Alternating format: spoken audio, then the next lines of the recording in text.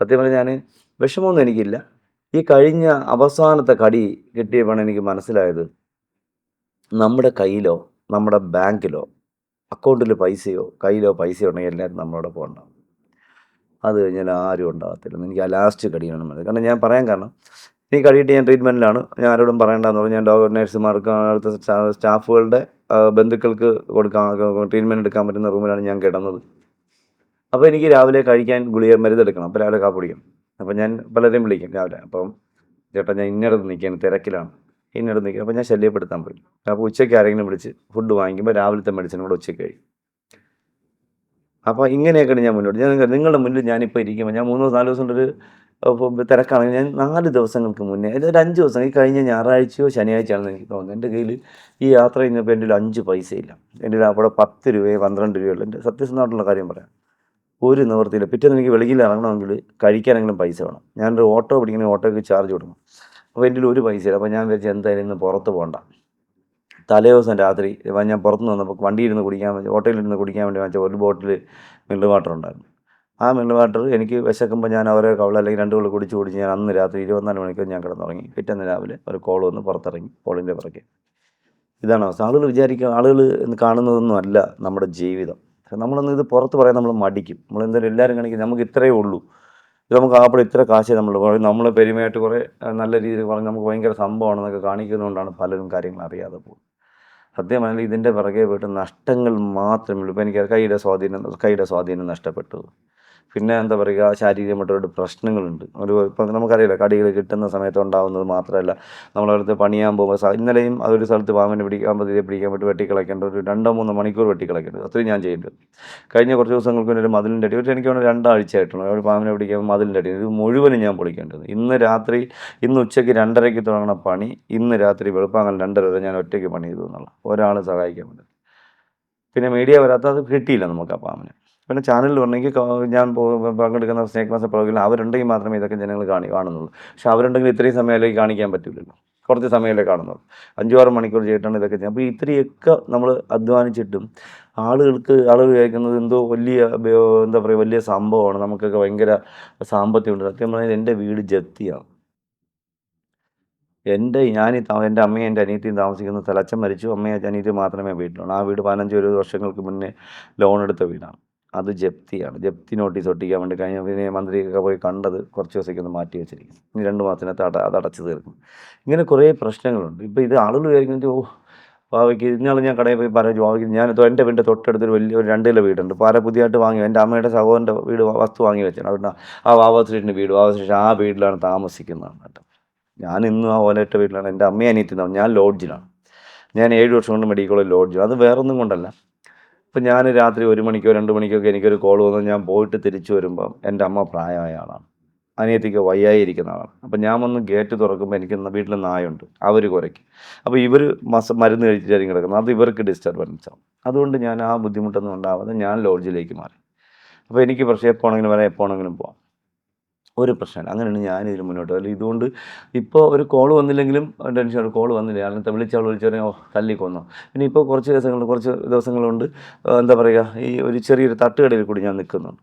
അതുകൊണ്ട് എനിക്ക് വൈകുന്നേരം 6 മണി മുതൽ ഒരു 1 മണി 2 മണിയാവുന്നത് കഴിയുമ്പോൾ, അപ്പം പാമ്പിനെ പിടിക്കാൻ പോലും ഞാൻ വെളുക്കുന്നേരം യാത്ര ചെയ്യുന്നുണ്ട്.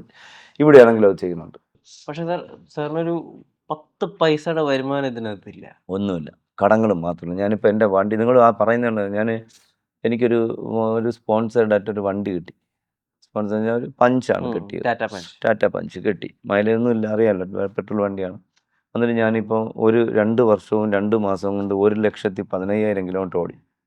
18,000 20,000 കിലോമീറ്റർ ഓടും. ആ സമയത്താണ് എൻ്റെ വണ്ടി ഓടി കിട്ടുന്ന ആൾ വട്ടപ്പാറയുള്ള ചെറുപ്പക്കാരനാണ്. അപ്പോൾ അദ്ദേഹം വണ്ടിയായിട്ട് എൻ്റെ അനിയത്തിയെ കൊണ്ട് ഞാൻ ലേസർ ചെയ്യാനായിട്ട് കണ്ണ് ഹോസ്പിറ്റലിൽ നിൽക്കുകയായിരുന്നു. അപ്പോൾ എന്നെ വിളിക്കാനായിട്ട് പറഞ്ഞ വഴിക്ക് മണ്ണന്തല വെച്ച് അദ്ദേഹത്തിൻ്റെ ഈ വണ്ടിയുടെ പുറകിൽ KSRTC വന്ന് ഇടിച്ചു. KSRTC ഇടിച്ചിട്ട് ബാക്ക് അത്രയും ചപ്പിപ്പോയി. അപ്പോൾ എനിക്ക് 2 വർഷമായതുകൊണ്ട് തേർഡ് പാർട്ടി ഇൻഷുറൻസ് ആയിരുന്നു. അപ്പോൾ എനിക്ക് എനിക്ക് ഇൻഷുറൻസ് ഇല്ല. അപ്പോൾ ആ വണ്ടിയുടെ ഡ്രൈവർ പറഞ്ഞു, അങ്ങനെയാണ് ഇങ്ങനെയാണ് ചേട്ടാ, എനിക്ക് ഒരു നിവൃത്തിയില്ല എന്ന് പറഞ്ഞ്, ഞാൻ ശരി പരാതിയില്ലാന്ന് പറഞ്ഞ് എന്നെ എഴുതി കൊടുത്ത് വണ്ടി എടുത്ത് വർക്ക്ഷോപ്പിൽ വിട്ടു. വണ്ടി നന്നാക്കണേ 3 ലക്ഷത്തിൽ കിലോമീറ്റർ. അതങ്ങനെ നടക്കുന്നു. എനിക്കൊരു ചെറിയ സ്കൂട്ടറുണ്ട്. എൻ്റെ സ്കൂട്ടർ പണ്ട് എനിക്ക് പണിയായിരുന്ന സമയത്ത്, ആക്സിഡൻ്റ് ആയ സമയത്തൊക്കെ എനിക്ക് ആൾക്കാർ നന്നാക്കി തന്നിട്ടുണ്ട്. ഇപ്പോൾ അത് വീണ്ടും വർക്ക്ഷോപ്പിലാക്കി വെച്ചിട്ടുണ്ട് ഏകദേശം 2 വർഷത്തോളം. അപ്പോൾ ഞാൻ എന്താ വെച്ചാൽ എനിക്കൊരു അബദ്ധം പറ്റിയെന്ന് പറഞ്ഞാൽ ഒരുപാട് സേവന പ്രവർത്തനങ്ങൾ ചെയ്തുകൊണ്ടിരുന്ന സമയത്ത് പൈസ കിട്ടാതെ വന്ന സമയത്ത് പലരിൽ നിന്നും കടം വാങ്ങിച്ച് സഹായം ചെയ്തു പലർക്കും. അപ്പോൾ അതൊരു വലിയ ബാധ്യതയായി മാറി. ഭയങ്കരമായിട്ടൊരു ബാധ്യത. ഞാൻ ഒരു 3.5 കോടി 4 കോടി 3.5 കോടിയിലേറെ രൂപയ്ക്ക് ഞാൻ സേവനം ചെയ്തു. അതെല്ലാം പലരിൽ നിന്നും വാങ്ങിയ പൈസയുണ്ട്, റിയൽ എസ്റ്റേറ്റ് വഴി കിട്ടിയ പൈസയുണ്ട്, അവാർഡ് കിട്ടിയ പൈസയുണ്ട്, ഞാൻ സഹായിച്ച പൈസയുണ്ട്. പലരും എന്നെ സഹായിക്കാൻ വേണ്ടി പലരും എനിക്ക് തരാറുണ്ട്. പക്ഷേ ഞാനതൊന്നും എടുത്ത് നിങ്ങൾക്ക് എൻ്റെ വീട് കണ്ടാൽ അറിയാം, ഞാൻ ഒരു പൈസ എൻ്റെ വീട്ടിലേക്ക് വേണ്ടി ചിലവാക്കിയിട്ടില്ല. കടങ്ങൾ വാങ്ങി സേവനം. ഇന്ന് നിങ്ങളുടെ മുന്നിൽ ഇരിക്കുമ്പോൾ ഞാൻ എൻ്റെ വാട്സപ്പിന് മൊബൈൽ അവിടെ ഇവിടെ കിടപ്പുണ്ട്, ഞാൻ എടുത്ത് നിങ്ങൾക്ക് കാണിച്ചു തരാം.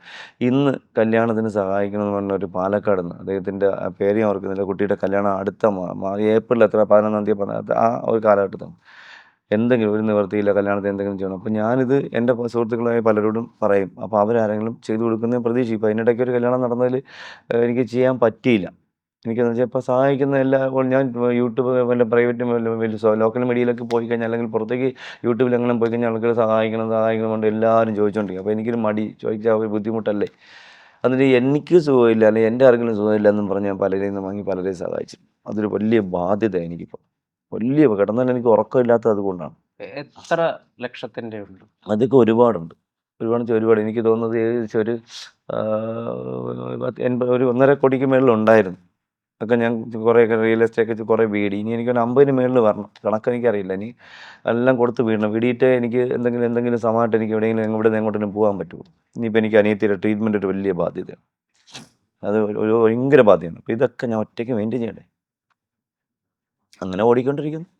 പിന്നെ ഇത് കൊണ്ടുപോയി പറഞ്ഞ് നടക്കണം. ഇപ്പം ഞാൻ ഒരു 6 മണി മുതൽ ഒരു 1 മണി വരെ ഒരു തട്ടുകടയിൽ, എൻ്റെ സുഹൃത്തുക്കൾ തുടങ്ങിയ തട്ടുകടയിൽ സപ്ലയറായിട്ട് പോകുന്നുണ്ട്. അതിന് വേതനം കിട്ടുന്നുണ്ട്? അതിന് വേതനം ഞാൻ വാങ്ങിയിട്ടില്ല. അവർ തരും. അവർക്ക് ലാഭം വരും. ഇപ്പോൾ തുടങ്ങിയിട്ടല്ലേ ഉള്ളൂ. ഇപ്പോൾ ഒരു 5 ദിവസമേ ആയിട്ടുള്ളൂ. അപ്പോൾ ഞാൻ ഫുൾ ടൈം അവിടെ നിൽക്കാറുണ്ട്. വൈകിട്ട് 6 മണി മുതൽ 6-7 മണി മുതൽ 1 മണി 2 മണിയാവും. അതിനിടയ്ക്ക് അടുത്തെങ്ങനെ കോൾ പറഞ്ഞാൽ ഞാൻ ഓടിപ്പോകും, പോയിട്ട് വരും പെട്ടെന്ന്. അപ്പോൾ തിരക്കും കുറവ്. തട്ടുകടയൊക്കെ ആകുമ്പോൾ നമുക്ക് അറിയാമല്ലോ, നമുക്ക് തട്ടുകടയാകുമ്പോൾ അതിൻ്റേതായ ഒരു, അപ്പോൾ നമുക്ക് പട്ടത്തുനിന്ന് മരപ്പാലത്ത് നിന്ന് കവടിയാറിലേക്ക് പോകുന്നത് മേലോട്ട് കഴിഞ്ഞാൽ ഒരുപാട് കടകളുണ്ട്. അപ്പോൾ ഇത് തന്നെ നമ്മൾ റോഡ് സൈഡിലാണ് വെച്ചേക്കുന്നത്. എപ്പോഴെങ്കിലും എടുത്ത് മാറ്റേണ്ടി വരും. പെർമിഷൻ ഉണ്ടെങ്കിൽ നമുക്ക് റോഡ് സൈഡിലേ അതൊക്കെ എപ്പോഴെങ്കിലും നമ്മൾ എടുത്തു അങ്ങനെ മുന്നോട്ട് പോയിക്കൊണ്ടിരിക്കുന്നു. അതുകൊണ്ട് നമുക്കൊന്നും ആവത്തില്ല.